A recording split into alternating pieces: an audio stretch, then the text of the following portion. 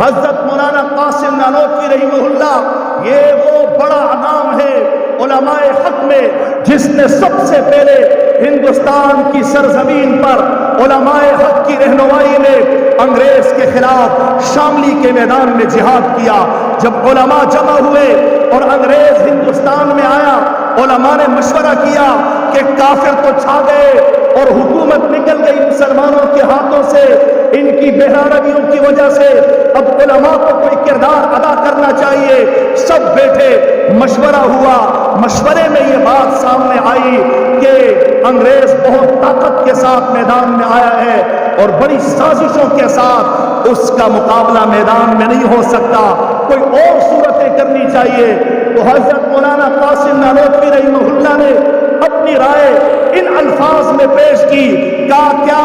ہم ان 313 سے بھی کم ہیں جو آپ علیہ السلام کی معیت میں کافروں کے خلاف ڈٹ گئے تھے؟ ہم اسباب میں ان سے زیادہ ہیں، تعداد میں ان سے زیادہ ہیں، تو پھر کیا وجہ ہے کہ ہم انگریز کے مقابلے سے جیت چرائیں؟ سب نے ان کی رائے پہ اتفاق کیا، ایک لشکر تشکیل دیا گیا، ضامن شہید رحمہ اللہ اس کے افسر مقرر ہوئے اور شاملی کے میدان میں ایک بہترین مارکا انگریز کے ساتھ لڑا گیا۔ جنگ آزادی 1857 میں جسے سر سید احمد خان نے اپنی کتابوں میں جنگ غدر کے نام سے تعبیر کیا، اسی لیے ہم سر سید احمد خان کے خلاف ہیں کہ ان کے نظریات انگریزوں والے تھے اور ان کی تعلیمات انگریزوں کی تھی۔ اسی لیے ہم امت کو بتاتے ہیں کہ بانیان پاکستان میں سر سید احمد خان کا ذکر نہیں ہے، اور سر سید احمد خان اس امت کا مسلح نہیں تھا، وہ اس امت کو بیکار بنانے والوں میں تھا۔ فرمایا جب شاملی کے میدان میں 1857 کی جنگ آزادی میں قاسم نانوتوی رحمۃ اللہ علیہ نے انگریز کا مقابلہ کیا، اللہ کا ایک تقدیری نظام ہوتا ہے، اللہ پاک جو چاہتے ہیں ہوتا وہی ہے، اور فیصلے تو نیچے لوگوں کے اکثریت کے اعمال پر ہوتے ہیں کہ لوگوں کی عوام کی اکثریت کے اعمال کیا ہے اور اذہان کیا ہے۔ مسلمانوں کو شکست ہو گئی اور علماء کچھ شہید ہو گئے، کچھ علماء روپوش ہو گئے اور کچھ جیل میں چلے گئے۔ قاسم نانوتوی رحمہ اللہ جنگ کے بعد آزادانہ گھومتے تھے، انگریز نے ان کے گرفتاری کے وارنٹ جاری کیے، عیسیٰ اور محبین نے ان کو منایا کہ حضرت آپ انگریز کے اولین دشمنوں میں سے ہیں، اور انگریز انتہائی صفا کے معمولی سی جرم پہ پھانسی کے تختے پہ لٹکا دیتا ہے، آپ روپوش ہو جائیں، خدا کے لیے آپ روپوش ہو جائیں۔ آپ انتہائی اصرار کے بعد روپوش ہو گئے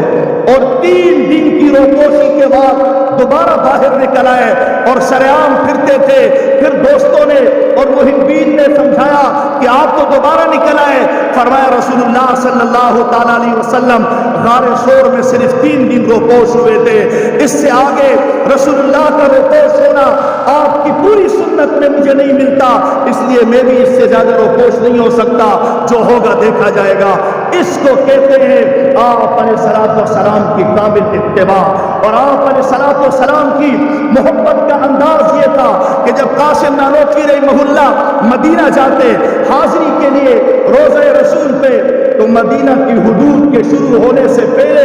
اپنی سواری سے نیچے اتر آتے تھے اور سنگلاخ اور پتھریلے میدانوں میں روزہ رسول کی طرف جو سفر طے کرتے، جوتے اتار کے پیدل تشریف لے جاتے اور فرماتے مجھے حیا آتی ہے کہ مدینہ کی سرزمین پہ جوتے پہنوں، ایسا نہ ہو جہاں آقائے دو جہاں کا پیر مبارک لگا ہو اور وہاں میرا قدم جوتے کے ساتھ لگ جائے، اس لیے جوتے اتار دیتے۔ جب روزے رسول پہ حاضری ہوتی تو سارے پاؤں چھنی ہو چکے ہوتے اور خون میں لتھڑے ہوئے ہوتے، اور وہاں جا کے پھر یہ اشعار پڑھتے، امیدیں لاکھوں ہیں لیکن بڑی امید ہے یہ کہ ہو سگار مدینہ میں میرا نام شمار، کہ لاکھوں امیدیں ہیں لیکن سب سے بڑی امید یہ ہے کہ یا رسول اللہ آپ کے مدینہ کے کتوں کے ساتھ میرا شمار ہو جائے، یہ میری سب سے بڑی امید ہے۔ یہ محبت کا ایک ایسا انداز تھا جو صرف زبان سے ادا نہیں کیا گیا،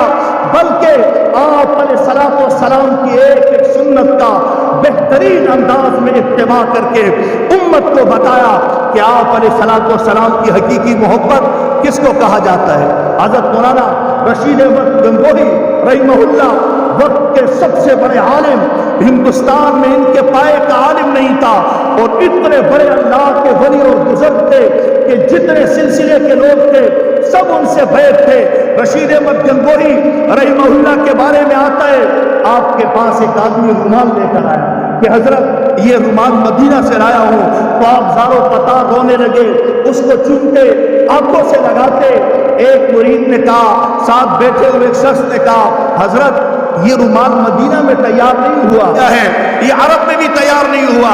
یہ رومال تو یورپ میں تیار ہوا ہے اور یورپ سے پھر مدینہ گیا ہے، آپ اس کو آنکھوں سے لگاتے ہیں اور اس کو چومتے ہیں۔ تو حضرت نے فرمایا مجھے پتہ ہے مدینہ میں تیار نہیں ہوا، کہیں بھی تیار ہوا، لیکن ہوا تو اس کو مدینہ کی لگی ہے نا، مدینہ کی ہوا جس چیز کو لگ جائے۔ فرمایا آپ علیہ الصلوۃ والسلام کی محبت کا تقاضا یہ ہے، آپ علیہ الصلوۃ والسلام کے روزے پہ جانے کے لیے مسلمان بے چین ہو، رسول اللہ کی گلیوں سے محبت ہو، آپ کے شہر سے محبت ہو، اور آپ علیہ الصلوۃ والسلام کا جس چیز سے ذرا برابر تعلق ہو، مسلمان اس چیز سے بے پناہ محبت کرے۔ لیکن محبت کا سب سے بڑا تقاضا یہ ہے کہ آپ علیہ الصلوۃ والسلام جو دین لے کر آئے،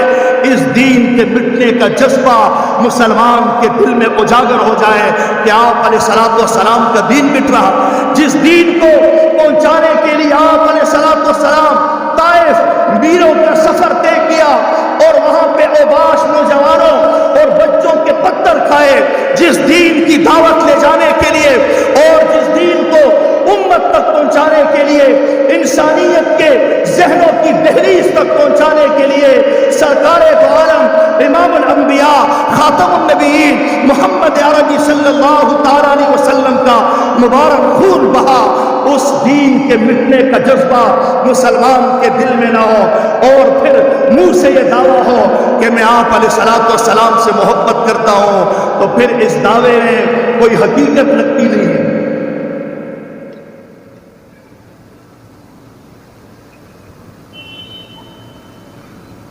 فرمایا مسلمان کے دل میں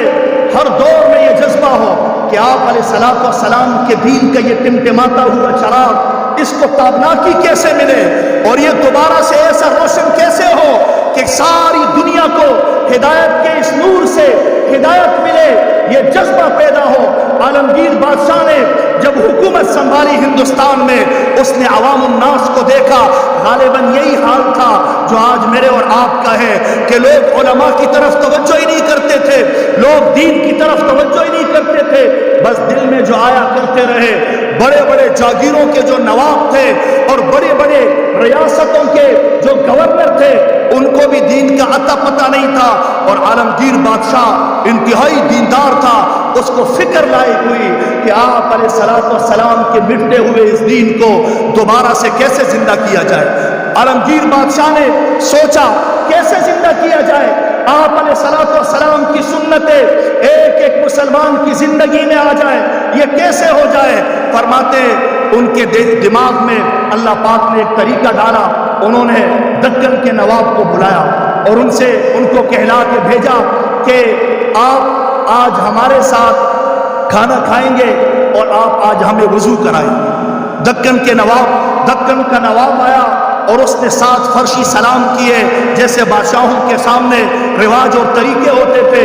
اور بہت زیادہ خوشی کا اظہار کیا کہ بادشاہ سلامت نے مجھے بلایا ہے اور میں بادشاہ کو خود وضو کراؤں گا۔ ان کو بلایا، ان کے ہاتھ میں لوٹا پکڑایا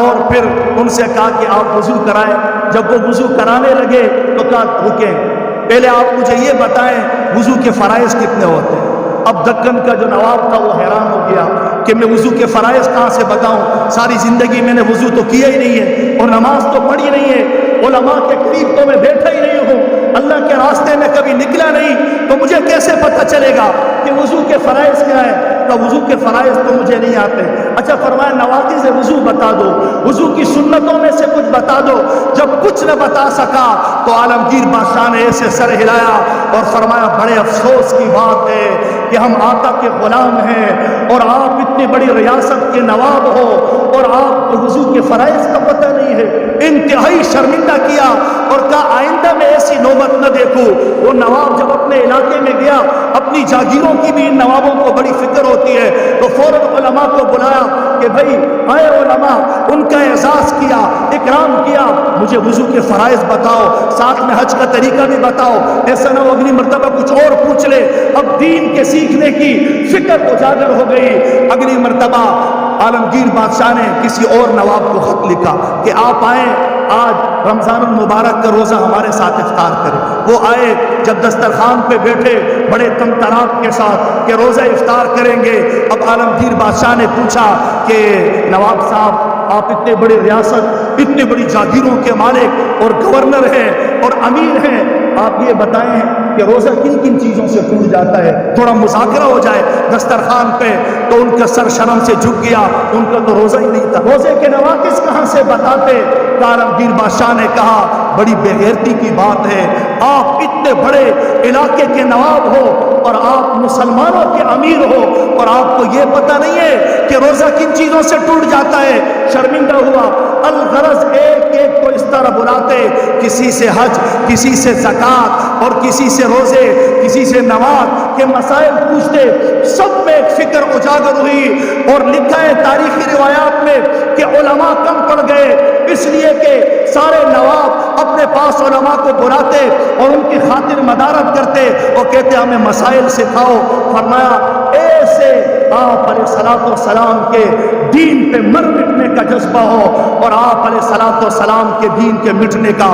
ایسا جذبہ ہو کہ دین مٹ رہا ہے، اس دین کو کیسے اجاگر کیا جائے۔ ایک اور ریاست کا قصہ لکھا ہے، ہندوستان کی ایک ریاست کا، کہ اس ریاست میں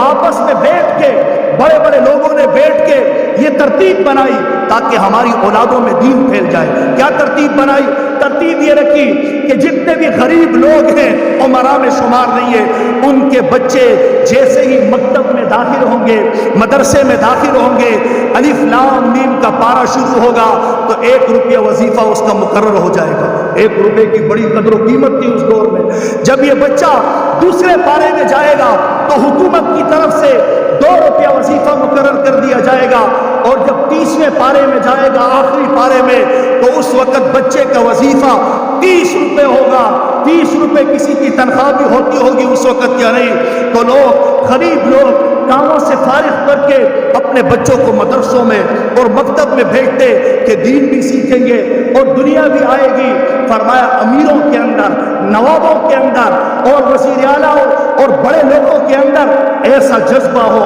آپ علیہ الصلوۃ والسلام کے دین کو زندہ کرنے کا۔ یہاں پہ جذبہ کس چیز کا ہے؟ بڑے لوگوں کا تو رونا چھوڑے، ہم اپنے گھروں میں آ جائیں، ماں باپ کو اس بات کا جذبہ ہے کہ میرا بچہ اچھی ٹک ٹاک بنائے تاکہ اس کی ٹک ٹاک وائرل ہو جائے اور ڈھیر سارا پیسہ ملے یا پھر شہرت مل جائے، کچھ تو ہو۔ شہرت اور دولت، شہرت اور دولت، اس سے آگے مسلمان کی سوچ جاتی نہیں ہے، بس اسی کے اندر اس کی سوچ رکی ہوئی ہے۔ یہ تو عالمی انسان تھا، علامہ اقبال اس کو کہتا ہے، نہیں تیرا نشیون قصر سلطانی کے گنبد پر، تو شاہین ہے بسیرا کر پہاڑوں کی چٹانوں پہ، یعنی تیرا مسکن ایسے نہیں کہ تو محلات کے اندر گھس کے بیٹھ جائے، تو تو شاہین ہے۔ پھر سارے عالم میں پھر، اور آپ علیہ الصلوۃ والسلام کے دین کا پھریلا لہرا، یہ آپ علیہ الصلوۃ والسلام کی محبت کا اس دور میں سب سے بڑا تقاضا